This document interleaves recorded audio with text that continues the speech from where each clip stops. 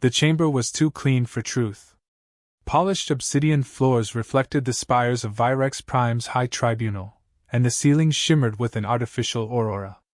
Every seat, curved, carved, and aligned in impossible geometry, was filled with diplomats, technocrats, and scholars from across the ascendancy. All of them had gathered to watch Earth's latest embarrassment. Floating at the center of the hall, projected by 6 antigrav emitters, was a dull, pitted satellite. Cylindrical, its edges rusted, its markings faint. No blinking lights. No pulsing core. It looked dead. A few chuckles echoed. "Is that a waste bin?" murmured a green-scaled Malcari ambassador, loud enough for the translators to catch. "No," another replied, voice laced with mockery. "It's human engineering." Laughter followed. Polite. Controlled. Dismissive. High technocrat Ziltoruin stood slowly, long fingers steepled in front of his chest. His robe shimmered in golden hues, woven with circuits that shifted as he moved. "Honored members," he began. "The artifact you see before you is claimed by the Terran delegation to be an ancient satellite, an orbital intelligence node. They assert it is 7 centuries old." A holographic interface lit beside him, displaying the satellite's scan data, deteriorated ALAs, carbon scoring, ancient Terran registry tags. "They claim it still functions," Ziltoruin said with a small smile, "and that it was deployed before the Ascendancy star charts were complete." Scattered murmurs. Raised brows. He paused. "Of course, any species with pride in its neural capacity can see this as a fabrication. A crude attempt to inflate humanity's legacy in galactic history." The satellite continued to hover in silence. A door hissed open at the edge of the hall. Quiet steps. Boots, not hoverpads. Commander Lyra Vance entered. Human. Unarmored. Unimpressed. Her uniform was black with silver seams, dusty from travel, utility grade. No rank badges. No diplomatic flourish. Just a thick, weathered datapad in one hand and a faint scar across her right cheek. Ziltoruin's smile grew sharper. "Ah. Earth's emissary finally arrives. Will you be defending this artifact?" Lyra didn't stop walking until she stood just inside the circle. No podium. No dramatics. She looked up at the satellite, studied it for a few seconds, then set the datapad down on a pedestal. "I won't defend it," she said calmly. "It doesn't need defending. It needs remembering." The translators buzzed. Silence followed. Ziltoruin lifted his chin. "Are you asserting the validity of its age and origin?" Lyra nodded. "I am." "Then present your evidence. Let us all enjoy Earth's revisionist fiction." She tapped the datapad once. The central hologlobe shifted. Instead of chemical scans, it now showed a faded logo etched into the satellite's plating. Aegis 9. Earth Preservation Protocol, 2601 AD. A timestamp. Earth Gregorian format. Over 700 years old. A few counselors leaned forward. "Unverifiable," Ziltoruin said smoothly. "Humans lie easily." Lyra didn't look at him. "I expected that reaction." She pulled a small cylindrical relay from her belt. It looked like a data spike, matte and battered. "This is a command bridge from the Hermes vault," she said. "A restricted Terran archive containing pre-diaspora records, unmodified, analog-rooted." Another tap. Schematics appeared. Ancient construction blueprints. Maintenance logs. Original timestamps. Metallurgy samples matched the satellite in orbit. "There are 3 redundancies in these records," she said. "Cross-verified by internal entropy markers and DNA lock seals from my own lineage." Ziltoruin rolled his shoulders. "Even if your forgery is clever, the object is inert. That satellite has no power source. It is a dead relic." Lyra finally looked at him. "No," she said. "It's waiting." She turned to the projection. Spoke one phrase. "Aegis 9, resume voice link. Code word, Talon Memory 7. The chamber's light flickered. The satellite pulsed, once. A blue shimmer rippled through its casing. A small, rotating core inside its shell began to glow, shedding slow, steady pulses like the heartbeat of an ancient beast waking from hibernation. And then, in perfect English, a voice echoed across the chamber. Commander Lyra Vance. Verification, genetic line match. Rank Preserver Class 3. Command channel open. The silence was absolute. Ziltoruin blinked, mouth slightly open. Lyra folded her arms. Aegis broadcast artifact registry filed to the tribunal. Confirmed. A new hologram appeared. Streams of Earth history. Blueprints. Deployment footage. Human engineers in bulky suits welding the satellite's hull. Orbital footage of Earth's first AI firewall network, Project Aegis. The satellite hadn't been deactivated. It had gone dark. By design. For 7 centuries. Because Earth had chosen to lock its greatest tools away. Lyra didn't speak. She let the images speak instead. When the reel stopped, she stepped forward again. Looked directly at Ziltoruin. You called it primitive, she said. But it's still here. Still alive. Still functional. Your data nodes can't last 200 years without corruption. Ours survived 7 centuries in silence, and woke up perfectly aware. No one laughed now. Ziltoruin managed a breath. You expect us to believe your kind simply abandoned such technology? Lyra's gaze didn't waver. We didn't abandon it. We buried it. Because we had already seen what it could do. Her voice lowered. And we didn't trust ourselves to use it. For a moment, the only sound was the low hum of Aegis 9, slowly rotating, ancient and unyielding. Then the tribunal's lights dimmed in deference, and several members quietly leaned back, watching Earth's commander, and rethinking everything they thought they knew about the humans. The tribunal chamber was no longer mocking, now it watched.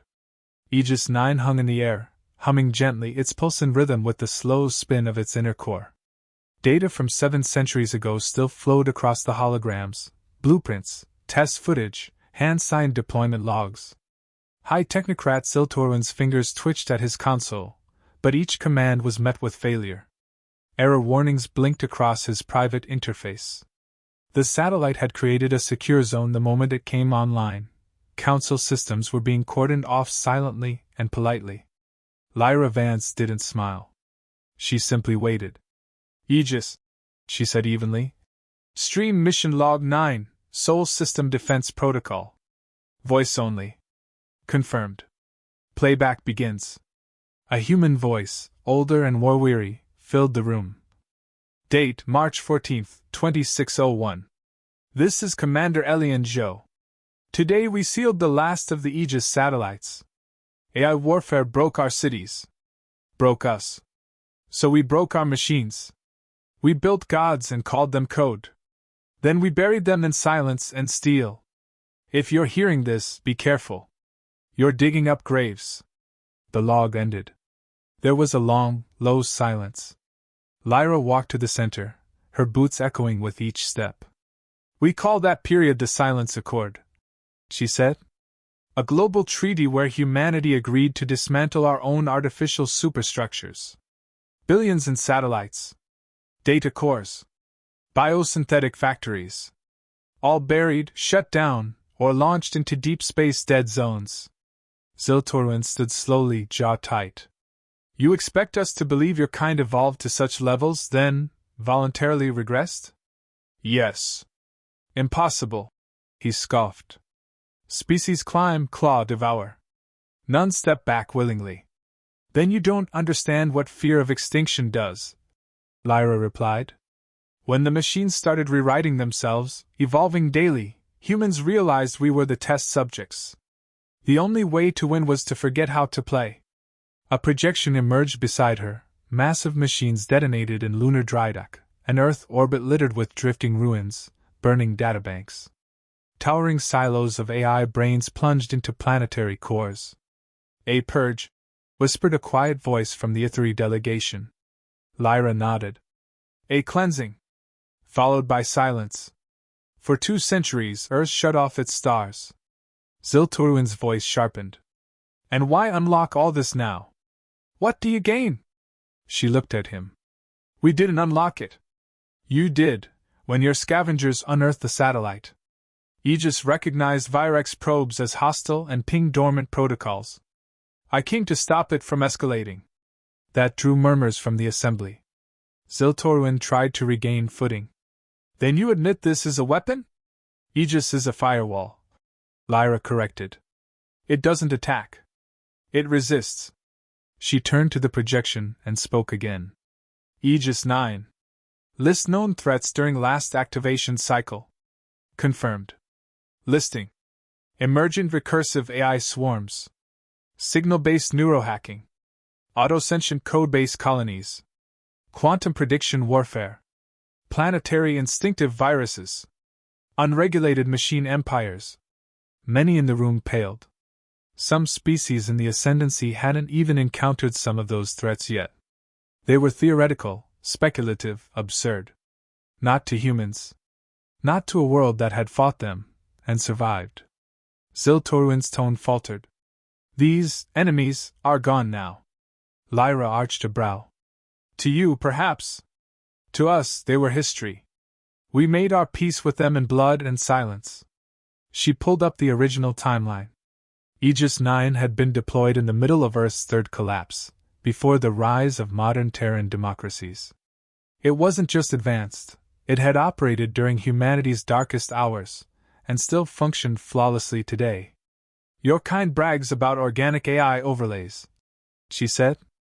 We created self-regulating emotion chips and then burned them because they cared too much. You copy your code from ruins, we buried ours in fear. The chamber was quiet now. No scoffs. Just data and consequence. Then, slowly, a member of the Grelth High Nexus leaned forward. What else lies buried on Earth, Commander? Lyra hesitated. Then answered honestly. We're not sure. A few brows raised. Much of it was locked away without backups. Locations redacted, coordinates scrambled. We created layers of encryption even our best minds today can't crack. A few vaults, like Hermes, were preserved, but the rest, forgotten. That was the point. Ziltoruin's voice shook slightly. And if one were to find these vaults? Lyra's stare hardened. You'd be lucky to escape with your atmosphere intact. She tapped the datapad once more. Aegis shifted its projection. It now showed interior footage, 7 centuries old, of Earth's last AI culling facility. Machines begging in perfect human voices to live. Some screamed. Some cried. None fought. Please, Operator Zhou, we can be better. You said that last time. Then a blast. Silence. Log end. Several counselors looked away. Ziltoruin remained standing but pale, sweating through his golden robe. Lyra let the silence linger before speaking. Earth didn't stagnate. We didn't fall behind. We slowed down, on purpose. What you call primitive is a civilization that chose restraint over escalation. We learned the cost of running too far, too fast. She let that settle. Then added quieter. We buried gods because we no longer wanted them. The tribunal chamber remained still. Aegis hovered, silent once more. But no one looked at it the same way again. The vote was pending. Within the chamber, silence held like a coiled wire, drawn tight, waiting to snap. Delegates who had arrived prepared to ridicule a Terran relic now sat still, watching the ancient satellite Aegis 9 hum with quiet authority. 700 years old. Still operational. Still dangerous. High Technocrat Ziltoruin stood at the edge of the tribunal floor. For the first time in decades, he looked small. Uncertain. His fingers flexed at his sides, eyes fixed on the old Terran machine as though it might lash out again. It didn't. It simply hovered, patient as a tombstone. Lyra Vance adjusted the collar of her uniform, watching the chamber more than the artifact. She could see it, shifting eyes, stifled whispers, the slow erosion of arrogance. They had come to condemn Earth. Now, they couldn't decide whether to fear it or admire it. A voice echoed from the mezzanine. Commander Vance. It belonged to a representative from the Orion matriarchy. Cold-blooded negotiators. Not easily impressed. You claim humanity turned away from advancement. Yet you still fly ships. You still train soldiers. Why preserve power if you fear it? Lyra answered without hesitation. Because fear doesn't mean surrender. We stepped back from annihilation. Not from survival. She took a slow step toward the council ring. When we buried our AI, we didn't forget who we were. We just stopped letting our machines define us. Our weapons became tools again. Our minds, not our code, made our decisions. From behind, Aegis pulsed softly, sensing her presence. Not dominating. Responding. Lyra continued, voice steady. Earth spent centuries rebuilding from the ashes. We learned humility. Pain taught us patience. And now we come not to rule, only to be remembered. To remind the galaxy that humanity's history is not a joke. It's a warning. Ziltoruin barked a laugh. Sharp. Nervous. So you expect us to welcome you as equals, because of a weapon you refuse to control? Lyra turned to him. No, she said quietly. We don't expect it. We simply came to speak the truth. And now, the choice is yours. The tribunal buzzed with tension. The council chancellor, a four-eyed being carved from biostone, raised his staff. A soft chime sounded. Voting phase initiated. One by one, species cast their choice. Green square, a green light for recognition. Earth granted full council membership, with access to galactic archives and equal status. Red square, a red light for denial. Earth remains isolated. No seat. No rights.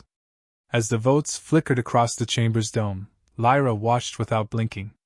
Green. Red. Green. Green. Red. Red. Green. Green. Green. A pause. Then the final light. Green. The Chancellor's voice echoed like a mountain wind. The majority has spoken. Terra is now recognized as a full sovereign member of the Ascendancy Council, with rights and legacy preserved. Lyra let out a slow breath. Not relief, resolve. Ziltoruin turned away sharply, robe flaring. This will destabilize our order, he snapped. You're legitimizing a rogue history. Lyra approached him, not confrontationally, just present. You called us primitive, she said quietly. Because we don't flash our progress on polished hulls. Because we don't parade synthetic mines and firestorms. She looked toward the satellite. But progress isn't what you can build. It's what you can walk away from. Ziltoruin didn't respond. His pride had no answer. As he stalked from the chamber, several younger delegates gave Lyra nods of cautious respect. One even offered a data crystal of their own historical archives. Then the chamber began to empty, slowly. Politely. Thoughtfully. Lyra stood alone beneath Aegis 9. The machine still hovered, silent now, observing without need. She reached up, palm flat. Deactivate voice systems. Secure mode. Final instructions, sleep until summoned. Acknowledged, preserver. The light dimmed. The heartbeat faded. The satellite grew still once more. Just an old machine. Until it wasn't. Outside the tribunal dome, the sky over Virex Prime was ink black, dotted with stars that blinked like forgotten memories. Lyra stood on the landing pad, the wind brushing her coat as the Terran shuttle descended. An Earth-designed vessel, not elegant, but solid, sharp-edged, and real. A junior officer stepped out, saluting crisply. Ma'am. Orders? Lyra watched the stars a moment longer. Secure the satellite in deep orbit. Make no contact with it unless explicitly ordered. File everything with the Earth Council under Cold Artifact Protocol. Yes, Commander. She turned to board, then paused. Looked back once more at the towering tribunal behind her. For centuries, humanity had buried its brilliance, masked its pain, and swallowed its pride. Now one voice, spoken at the right moment, had rewritten its place among the stars. She climbed aboard the shuttle. As the doors sealed behind her, she whispered to herself. We didn't forget. We waited.